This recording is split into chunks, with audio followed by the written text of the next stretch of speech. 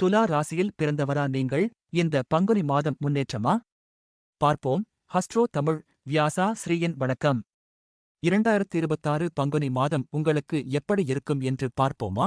முதலில் பங்குனி மாத கிரக நிலை பார்ப்போம். பங்குனி மாதத்தில் சூரியன் மீன ராசியில் இருப்பார். முக்கிய கிரகங்களான சனி, குரு, ராகு மற்றும் கேது ஆகியவற்றின் நிலைகளில் பெரிய மாற்றம் இல்லை.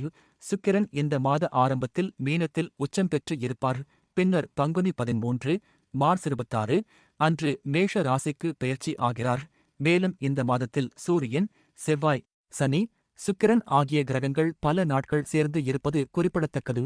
பங்குனி மாதத்தை பொறுத்தவரை துலா ராசிக்காரர்களுக்கு சாதகமான மாதம் என்று சொல்லலாம். உத்தியோகத்தில் பணிச்சுமை அதிகமாக இருந்தாலும் உங்கள் கடின உழைப்பிற்கு உரிய அங்கீகாரம் கிடைக்கும். புதிய வேலை வாய்ப்புகள் கிடைக்கும். நீண்ட நாள் தொழில் போராட்டங்கள் முடிவுக்கு வரும். குரு மற்றும் சனி பகவானின் சாதகமான நிலைகளால் தொழில், நிதி மற்றும் குடும்ப வாழ்க்கையில் நிலையான வளர்ச்சி இருக்கும். தடைகள் நீங்கி புதிய சொத்துக்கள் வாங்கும் யோகம் உண்டு. வேலையில் பதவி உயர்வு கிடைக்க வாய்ப்பு உள்ளது. சுபகாரியங்கள் கைகூடும். வருமானம் சீராக இருந்தாலும் தேவையற்ற செலவுகளை குறைப்பது அவசியம். குடும்ப பிரச்சனைகள் நீங்கி நிம்மதி உண்டாகும். வாழ்க்கை துணையுடன் புரிதல் அதிகரிக்கும் என்றாலும் வேலையின் காரணமாக மன அழுத்தம் மற்றும் தூக்கமின்மை ஏற்படலாம்.